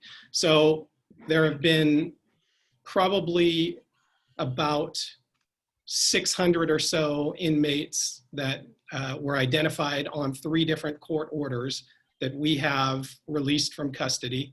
And there are probably another 300 or so because we've changed the way that we are accepting individuals into custody. So we've reduced our population over the past month by roughly 1,000 inmates or so. So our population is drastically down, which has allowed us to have a little bit more room in the facilities to spread people out. We do, based off of classification, house inmates together in certain circumstances in pods. The majority of our cells are double bunked together, but those individuals have been in proximity with one another, during their entire time in custody. So we have taken steps along with the Public Defender's Office and the DA's office and the courts to reduce our population. And like I said, we're taking additional steps in custody to keep those people as distant as possible. All right. I'm going to go back to Steve Garrett here. And Steve, I'd like for you to give us an update on where are you currently? What's the status of the motion that you all moved forward to release more inmates, and why did you all feel that motion was necessary in the first place? Steve, you're on mute. There you go. It was necessary because medical experts were coming to us and saying, oh my gosh, we have a problem. This is a danger. It's a danger for your clients, and it's a danger for the community as a whole. So that's why we felt it's necessary, and we feel that we have obligations as community members to look out for people and to do something about it. And that's why we started to do it. It was a huge lift for us in a time of emergency to get together, to go through essentially 4,000 files and records in order to identify those that we thought could fairly be categorized. We managed to reach out to conflict criminal defenders, and they agreed that for the clients they represent, which is a small number compared to us, but we would be responsible for them as well, their clients as well. We moved forward in 7 groups. We've started filing on 320. We've been asking for a hearing since then. The courts have not given us a hearing. On or about, I could check. About a week ago, we filed in the Court of Appeal seeking an emergency order that the courts give us a hearing so the evidence can be presented. We have medical evidence, including doctors who work at the jail, that the population needs to be reduced for the safety of the inmate population, as well as for the other reasons I talked about. The courts have not given us a hearing. We expect that they will do something. They've been ordered to provide an answer to the Court of Appeals. I think the evidence needs to be heard. The community needs to know what that evidence is. They need to know what experts think. And we have not been given an opportunity to call witnesses and present that evidence. And I think that that should happen. And Steve, one follow-up on that piece there. Are those cases or scenarios that for the individuals that you all have identified, I believe most of those were towards the end of their sentence and considered non-serious crimes? So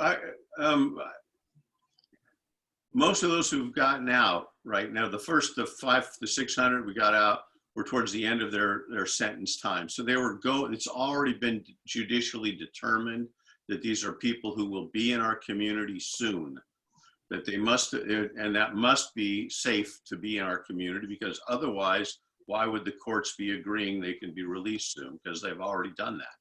So that was the tack we took. We're also dealing with the pretrial population, and we believe that there are substantial numbers in the pretrial population that always could have been released fairly and safely within a community. And there's a fair amount of data that I'll just say that shows that excessive pretrial detention makes all of us less safe, because people are taken from their support systems, jobs, families, loved ones, homes, and they're unable, when that happens, to when they get back out, to start their lives up in a coherent way that is more socially acceptable. So, you know, it increases recidivism. There are 5 studies on that. They're very impressive studies. All right. So Steve, I'm going to cut you there only because of time, and to one say thank you so much for that work. And I'm going to. I've been pushed on time and I need to respect it. I'm going to respect it. I'm not going to ask one more question. What I am going to do though is there's a few questions that came in here, and if we get any others that come in through chat or otherwise, I'll compile those and send those off to the 3 of you. So Chief Daniel Hahn, Sacramento Police Department, can't thank you enough for being here. The same, Chief Deputy Santos Ramos, for the work that you're doing at the jail and for helping us out here and being here to answer questions. And Public Defender Stephen Garrett, for all the great work that you're doing to help bring about accountability, safety, and justice on behalf of those who do find themselves facing the brunt of the law. And with that, I am going to be turning this over for our economics component, and the moderator for that is Deshaunus Gray. And so thank you 3 again, greatly appreciate you, and look forward to everything with all the others here. Thank you, and thank you for the work that you guys are doing as well. Thank you, Lemills. Can you hear me okay? Yes, sir. Perfect. So I know we are on a time crunch, and so I'll kind of play it by ear, but I know our panelists, if they are with us still for the economic portion, beginning with our housing chair and loan officer for American Pacific Mortgage, Tanisha Broadway. Are you here with us, Tanisha? Can you hear me? Yes, there you go. Perfect. And then the Vice President of Community Affairs for Wells Fargo, Karen Woodruff.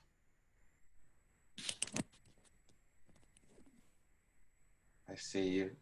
Can you hear me, Karen? I can hear you. Can you hear me? And thank you. And then the President and CEO of the California Black Chamber, Jay King. Mr. King, are you here with us as well?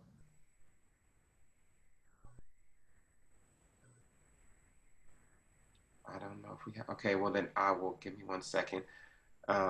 Is Mr. King here? Does anyone have a line on that? And then the Director of the Black Money Matters, Mr. Michael Blair. Mr. Blair, are you here with us? I am. Perfect, thank you. So we'll get right into it. I just want to start again by thanking American Pacific Mortgage again as our sponsor for this event and being a partner with us here at the Sacramento NAACP. And I will turn it directly over to, once again, our housing chair, Tanisha Broadway, for her presentation. Thank you. Thank you. Hope you guys are doing well this morning. Lots of interesting things happening in our housing and in the mortgage industry as it relates to this COVID-19. And this presentation is just a kind of a condensed version of just specifically what's happening. I'm not going to go into, you know, the home buyer workshop stuff, getting prepared.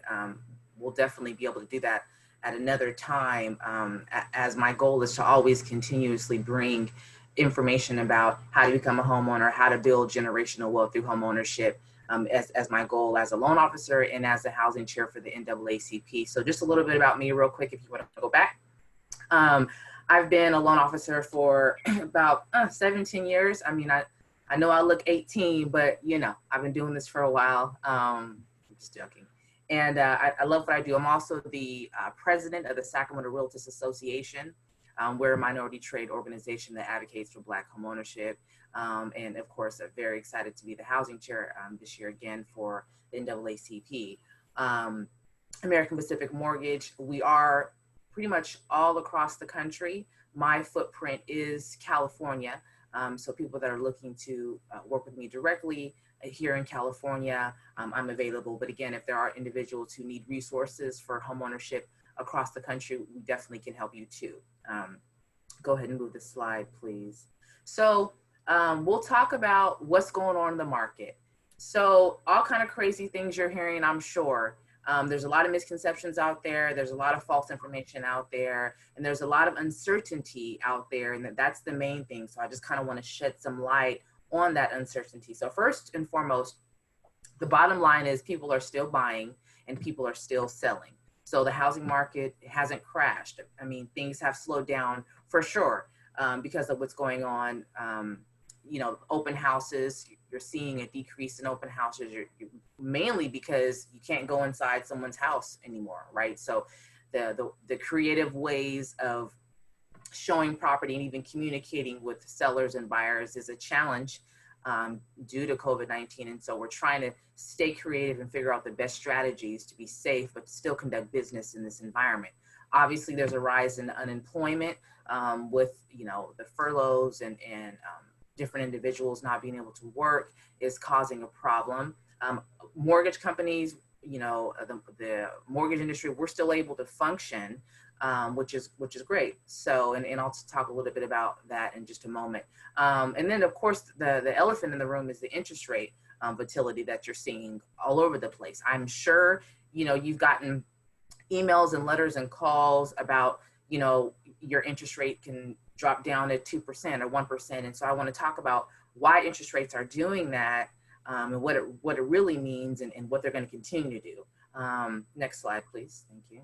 So what are some of the effects that are slowing it down? Okay, so the Department of Housing and Urban Development announced the foreclosure and the eviction moratorium in the next 60 days. So for people who are unable to pay their rent or they're unable to make their mortgage payment, the federal government has stepped in and is allowing time for people to not have to pay these things. But keep in mind though, if you're a homeowner and you participate in this kind of forbearance situation, you will have to pay that money back at some point in time. You know, I've been hearing about a 6-month period. Every lender is going to have a different way that they're handling that, but that money will have to be paid back. And so the question is it going to have to be paid back all at one time? You know, are you going to be able to break it up? I mean, these are questions that are going on. So, and then I want to talk about this real quick too. These programs are designed for people that are truly like in need of the help. Because what we don't want to see and what they're talking about is individuals who are fully capable of making their mortgage payments and haven't been affected like job-wise, but want to get the government assistance, which is understandable, but then it makes it tough for those individuals who really need the help to get it. And then we have, you know, people taking advantage of the system. So, you know, we got to be aware of that. So just keep that in mind. Mortgage applications for purchases have dropped by 30%. Now, this is a big deal, and it's really a big deal for people who want to buy a home. Because what does that mean? I mean, if there's less applications, and that means there's more opportunity for those people that are serious and want to make a move in this market, which by the way, you should. And I'll talk about that a little bit too. But that is a big deal. 30% is huge. So that's affecting real estate agents. It's affecting loan officers. But for first-time home buyers or people that are thinking of making a move, it is an opportune time to make a move. There's less competition in the market. Right now, the spring buying season is typically the busiest season of the year, and it's like slowed down substantially. But again, for people who are in position or even wanting to get in position, now is the time to start really thinking about it, despite what's going on. Next. Okay, so the mortgage rates. So let's talk about that. Now, I know you guys have heard, like I mentioned a little bit ago, the feds cut the interest rates and they dropped down to like 0, right? So those interest rates that were affected have to do with more short-term things like, you know, credit cards and car loans, things like that. So it didn't really necessarily affect mortgage rates directly. Mortgage rates really, as you can see in my slide, rely heavily on demand. So when rates hit historic lows in March, lenders had too much demand for refinances. So things got real busy and they got like inundated with business. All these mortgage companies, these banks did. And so in order to slow that down so they can catch up with it, rates kind of went up a little bit. I'm sure you've seen that too. So that's what's been happening with the interest rates. Now things are getting a little bit more stable now, and they will continue to stabilize, but that's what has happened. Rates are still historically low and are expected to drop over the next month as lenders adjust to the market. So like I mentioned before, now is the perfect time to consult with your lender, myself, if you want to make a move. If you are wanting to refinance and you're trying to decide, you know, should I play it out? Should I wait? What should I do? You really need to take advantage of what things are happening right now. We are anticipating rates to drop again, maybe in the next week or so. Things are going to get a little bit better. But really, I wouldn't say I'm going to wait until, you know, the summertime to make a move. If you are in position now, you got to make a move. It's just smart to do so. Next slide, please. So this chart right here kind of shows you an idea of rates, what they were doing from January to today. And as you can see, the blue line is 30-year fixed interest rates. So they went down, right? But then they peaked in that March period, like I was talking about, when there was a lot of applications that were coming in for refinances. So they had to slow down the market a little bit by increasing the interest rates. But now they're dropping back down again, as you can see, and they will continue to drop a little bit here.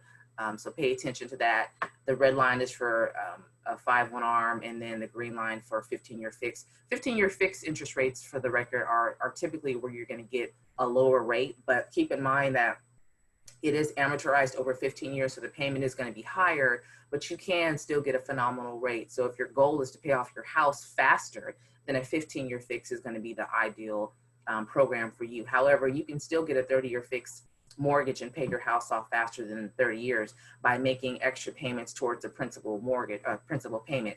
And since money is so cheap to borrow right now, it is smart to do that, right? You make a payment, your regular mortgage payment every month, and then maybe you take $200 or $300 extra from your, you know, from your money, and you put that directly towards the principal balance. And make sure if you do decide you want to do that, that you write on the envelope, or you make sure you specify that you want that extra money to go towards the principal balance, because it will for sure go towards the interest if you don't specify that. So that's just a way, especially right now with money being so cheap, to try to pay your house off quicker. Next slide, please. This is a great quote from Beatrice DeJong, consumer trends expert, Open Door. Generally speaking, when the economy is struggling, mortgage rates fall. However, the situation we're in now is unprecedented, and rates are constantly changing due to the volatile market. Though rates are increasing today, they could decrease tomorrow. So that's what I'm saying is, even though things are going to drop a little bit, they could shoot back up, but then they could drop back down again. So we're just kind of playing it by ear, really. And so what I'm doing for my clients that are, you know, wanting to purchase or thinking about refinancing, we're pretty much just getting everything ready to go, getting your profile set up, checking your credit, checking your income, making sure you are a qualified buyer. And then we're kind of waiting in a holding pattern to make sure that when we're ready to lock in the rate, it makes sense. Because right now, things are really tricky. Like I said, it could be one rate today, and then Monday it could be something a little bit different. So don't be like alarmed if you start seeing these shifts, because this is what's happening right now with the economy due to COVID-19. So please keep that in mind. It's kind of crazy right now in this market. Next slide, please. And so what should I do? I get that question all the time. People are interested and still want to move forward, but don't really know if they should move forward. And so my suggestion and my advice to anyone who wants to become a homeowner in 2020, 2021, you got to start the process now. You need to educate yourself right now on what to do, especially while things are slow. This is the perfect time to get really familiar with the ins and outs of the mortgage process. So myself, as well as any of your other lender partners, can sit down and do a one-on-one consultation via Zoom, like we're doing right now, or on a phone consultation, and really dive deep into your specific situation and get you prepared to make that move. Okay, the home buying process is going to take a little bit longer than normal. And so we need to establish if you're even ready to go right now. Don't let the challenges of your personal situation deter you from becoming a homeowner. If you're not ready because you have some credit challenges, don't worry about that. We can sit down and talk about your credit. I have credit enhancement people on standby, ready to get your credit to the next level with payment options, things like that. I'm not the credit expert. I can definitely look at your credit and tell you what you should be doing, but I have a team that can actually legitimately fix your credit and get you to the score where you need to get. And like I said, during this time right now, while it's slow, this is the perfect time to attack some of those credit challenges if you have those. So don't be afraid to take a step. You got to start the process at some time if you want to buy. So now is the perfect time to start that credit talk. Tanisha, if I can interrupt you for please. 1 second, Yes. We are a little tight on time. You Yes. mentioned folks connecting with you. Can you let them know where they can connect with you before we do a transition? Absolutely. You can go fast forward. Next slide. Boom. Okay, so that's my contact information right there, you guys. So if you have more questions offline, you want to talk about, getting started to become a homeowner, you want to refinance, anything that you need, you can reach me at my email, which is right there. We can also send this out to my website, TanishaBroadway.com. My office number's on there. That is not my cell phone. I will tell you my cell phone real quick. It is 916-671-6299. Again, 916-671-6299. I don't know if you can click that to schedule an appointment, but you could try it. I do have a calendar, so if it does let you do that, that's awesome. But again, I'm here to answer any of your guys' questions as it relates to this. I'm sorry, I wish I had more time, but we are short on time. But I appreciate the opportunity to talk a little bit about how COVID-19 is affecting the mortgage industry. Thank you so much. Thank you so much. That was fantastic. I can attest having some conversations offline with Tanisha. She is definitely fantastic to work with. We are going to go right over to Miss Karen Woodruff representing Wells Fargo. And then I was told that we still do have all of our presenters online. So we will try to do best we can with time and making sure that we allow you guys to present the information. Ms. Woodruff. Thank you. Tanisha, that was great information. And by the way, I'm in the middle of refinancing, and everything that you just said was perfectly correct. One day it was one rate, the next day another. So, thanks for that. Thanks for your tips. Hi, good morning, everybody. I'm Karen Woodruff with Wells Fargo. I work as Vice President with Corporate Philanthropy and Community Relations. Basically what that does is I engage with Northern and Central California, and I connect our team members and our communities to resources to support sustainability and create opportunity for our communities. And of course, I'm going to speak a little bit about what's going on with COVID-19. Next slide, thank you. Hoping everybody is okay, safe, following the rules. We're all in this together. It's a crazy time. I just wrote, obviously we all know the economic impact that's happening right now because of the shelter in place and forced restrictions and what we're all trying to prevent. The impact is severe on small businesses, on nonprofits, on workers. We're all working in very different ways. Some of us have the liberty to work at home and still be creative and have our jobs. Others are not so lucky. Lots of us are dealing with kids and childcare and healthcare expenses and taking care of other family members. We know that resources are scarce, from groceries and toilet paper all the way to, you know, having volunteers in the community being able to help others. Food access is a major issue. Lots of, you know, kids are out of school. Parents are struggling to feed their families, to find the right snacks and food for their now growing, you know, we're all at home together, cooking more, etc. So we know that that's a huge issue. And of course, the ability to pay our bills, you know, our mortgage, our rent, our SMUD bill, our PG&E, whatever it is, our phone, our cable, all of those things to keep connected is a struggle. So I don't think that any of this is news to anyone, but it affects the low to moderate income populations and the most vulnerable exceedingly more drastic than others. And so, you know, Wells Fargo and other banks, so I'll speak to Wells Fargo's perspective, but we're also in collaboration with US Bank, with Bank of America, with Chase, with Citi. All of us are, you know, the large banks are really trying our very best to try and bring resources to bear to address lots of specific issues, and I'll talk to those next. So this is just, and I have enclosed, and I'm guessing at the end of this call, you will have access to some of the documentation that I had forwarded. There's lots more talking points. You can go to Wells Fargo's website, /coronavirus, to get the latest information on everything you wanted to know. But just here's how, you know, we are dealing with our customers. So obviously we're relieving and suspending foreclosures, evictions, auto, we're waiving fees, we're creating opportunities for payment deferral, and we're creating also ways to protect our customers and our team members. You can imagine our team members, 265,000 across the company, we're affected. You know, we're affected by the public. And so we're making barriers and trying to keep that you safe and our team members safe at the same time. Lots going on in the small business sector. The PPP, many of you hopefully are taking advantage of the Paycheck Protection Program and the small business loans that are offered through SBA. Each bank and qualified SBA lender is working incredibly hard to get these loans processed. And it's been a big challenge for most of us. It's a hard challenge for SBA to get their system up, but it's also for banking and lenders difficult to maneuver the last minute changes. And so we're excited that Wells Fargo had the ability to open our window again.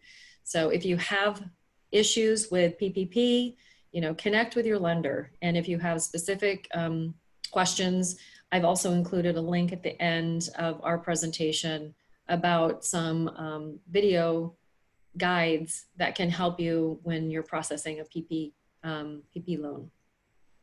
Next slide. Home lending, Tanisha was correct. We are pushing, suspending any type of mortgage issue. And this is both on the home side and also on the rental side. So lots of, we're working with lots of different organizations in order to make sure that no one loses their home. No one will get foreclosed. Everyone has a safety net. But you do, as Tanisha mentioned, anything that you are not paying, anything that you need help on, you need to connect with your banking partner. It doesn't mean it's a free for all. You don't have to pay. And that goes for, you know, PG&E or SMUD or anything that you cannot pay at this time. Please work with your lender, your banker, whomever that might be, so that you don't put yourself in jeopardy, because you need to have that notification. That goes for anything outside that too. I know lots of folks are trying just to say, if you can pay it, pay it. If you can't pay it, contact whomever you can't pay and let's work it out, because that's the goal is for all of us to work together. All right, thank you, and Tanisha, for that clarification, because many folks may not understand that, at the end of the 4 or 6 months, you're expected to pay it all, in that 7th month, or, whatever. So if you can afford to pay it, it's better for you to kind of keep tabs on that. And once again, I apologize to everyone in the economic portion of this, but we are tight on time. And so is there any lasting comments or things you'd like to point out before we transition to one of our 2 remaining presenters? Sure, just the next slide. Just notice what Wells Fargo is doing to support our communities. This is all in the stuff that you guys can look at on your own. If you have questions, you're more than welcome to reach out to me directly. We support nationally, but we're also, supporting locally to make sure that our local community has resources that they can activate right now. And then the last slide is just some, just website stuff. So feel free to reach out if you have questions. And thank you so much for the time today. And I wish you all well. Thank you. Thank you. And it's Karen, right? Not Karen, it's Karen. It's Karen, yeah. Put Perfect. the Karen. I apologize about that, but thank you. No problem. Okay. And then I think we're gonna, do we have a line on the phone for Mr. King? Yes, I'm here.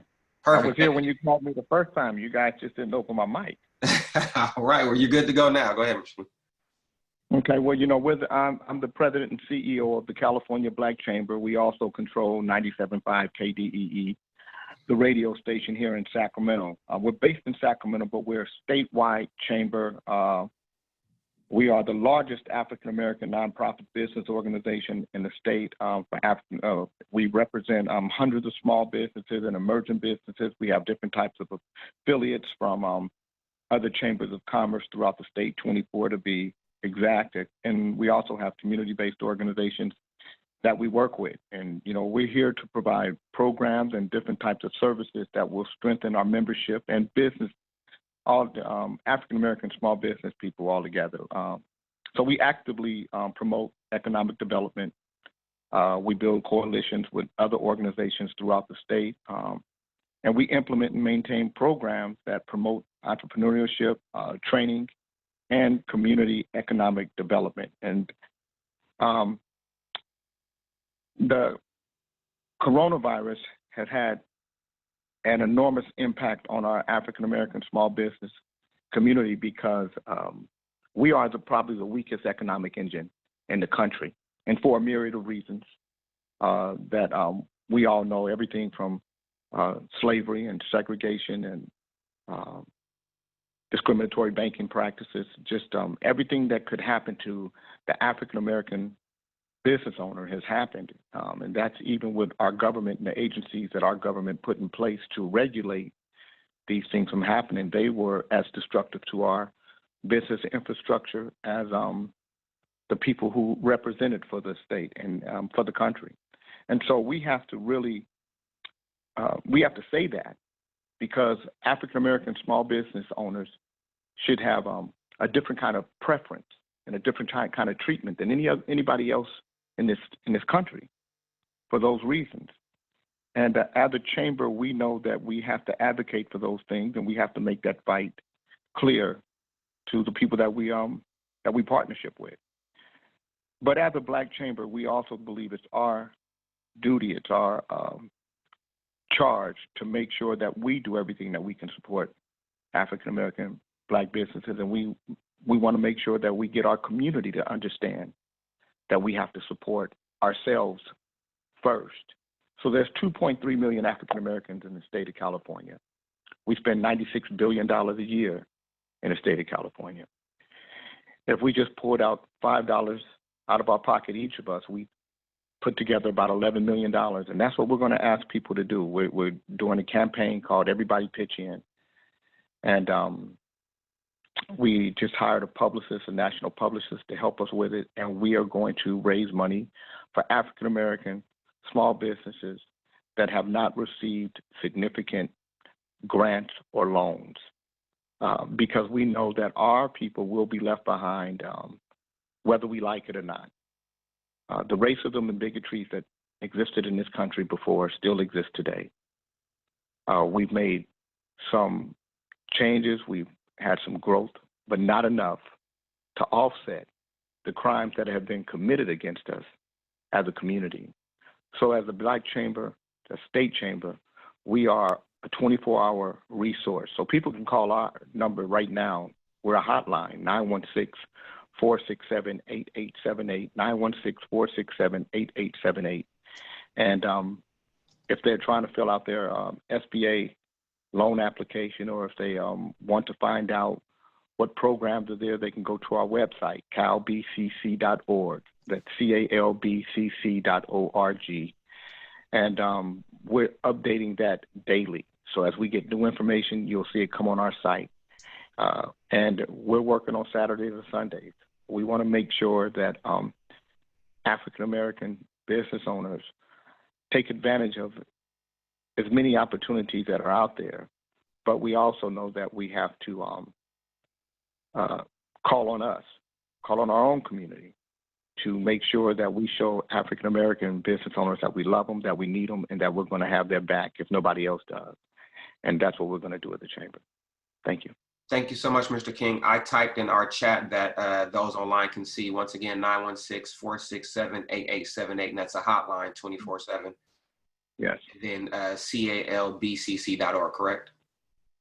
.org, yes. Thank you. Thank you so much. And finally, thank you, Michael Blair, for your patience. We will move forward with your presentation. All right, thank you. Appreciate NAACP for pulling this together, much needed and effective way to connect with the community, especially now. The organization I'm with is Neighborhood Innovation, and we're a nonprofit that does community development work, mainly in the Oak Park area. So working with a lot of the nonprofits, the schools, just trying to build them up. And so initiative that we took on recently is more in the wealth building platform, because we realized that, you go to the next slide, we realized with a lot of the Black community, there is a Black wealth emergency. And so specifically, I coined this term because if there's an emergency, if there's a fire or anything that's an emergent state, folks take action. They grab things, they duck, they roll, whatever it takes. We're not acting as though there's an emergency. And this was even before COVID. We were in a Black wealth emergency. So we need to, especially now, take those actions that we know are gonna benefit us and stop wasting our money. Because when it comes to wealth building, we have to be smart with our money. So jump to the next slide. This is a representation of household wealth. And so Pew Report did a study back in 2016. They don't do these every year because there's a lot of data to collect. But in 2016 was their last report, and it showed that when you looked across all households nationwide, doesn't include Asian and Pacific Islander, unfortunately, but of these three categories anyway, you look at the average and you see that average household is about $97,000. And you see that Blacks and Hispanics are well below that line, extremely below. So you look at $17,000 for the average Black household, and that's when you take your assets, your liabilities, put them against one another, and that's what you have left over. So you see whites have about 10 times the wealth that Black households have. And if you look historically, all the way back to 2007, we've been at the bottom of the list. So again, this was pre-COVID, but now that we're in this COVID situation and pandemic, it's extremely important that we get smart with our money and make the right smart moves. Today, folks are not acting as though there's a Black wealth emergency. They're still, doing their normal things, shopping on Amazon, buying frivolous things instead of waiting and purchasing things that appreciate in value. So jump to the next slide, please. So anytime there's a pandemic or any kind of situation going on, there's always an opportunity within that, and that's what we have to look for. We have to look ahead. We have to be smart with our next money moves. We have to make sure every move is a smart move. And so, for instance, with jobs, there's been a lot of job loss during this pandemic, but there's a lot of jobs to be gained as well, and we really have to look for that. So if folks are interested in IT, that's going to be huge. It's big now, but it's going to be even bigger as we move on and start to recover. Also, things like emergency, what's the word I'm looking for? Disaster preparedness, that kind of thing. Folks are going to be looking for consultants all day long to make sure that their businesses and their homes and everything that's around them is protected. So again, there's opportunity that we need to make sure that we try to uncover as we go through this. Stocks have taken a loss, and what that means is that means discounts. So if there was a company that was strong pre-COVID, once the recovery happens, that company's probably going to be strong again. If you do your research and find out the management team, the products, and you're secure in the company, then more than likely, once everything recovers, it's going to go back to its normal state. In stocks, that is the one area where the playing field is more level than almost any other area. I can buy any stock that any other person of any nationality can purchase if I can afford it, right? So there's nothing stopping me. If I try to move into certain parts of Beverly Hills, real estate wise, I might get stopped possibly, right? Certain geographies around the country, but in stocks, I can go in and purchase anything anyone else can. So that's something we really need to pay attention to and try to benefit from. Real estate, we heard a lot about that already, so I don't really need to say too much more about that, but with less sellers or less buyers in the market, less applications, that creates more opportunity. Businesses, for instance, there's been a decline with a lot of businesses, especially during this time. But what if you had a good 30 or 40 grand just set aside because you prepared, and you walk into a business that you've admired for a long time and you tell them right now, hey, I have 30, 40 grand, I want to invest in your business. Guess what? There are going to be a lot more open doors to you right now. So we need to take advantage of the situation right now, not to prey on anyone, but instead just create win-win scenarios. Credit and cash. So if your credit is in the right place, there's so many things you can do in life. And we know in our circles, a lot of folks that have terrible credit. There are ways to get around, get evictions pulled off your credit. A lot of things that folks don't take the time to research. We have workshops where we have folks on our team that know how to do those kinds of things. And guess what? A lot of this stuff is free. Every workshop is free. And then most of the services are free as well. So we need to make sure that we spread this information to be able to take care of ourselves and everyone in our circles.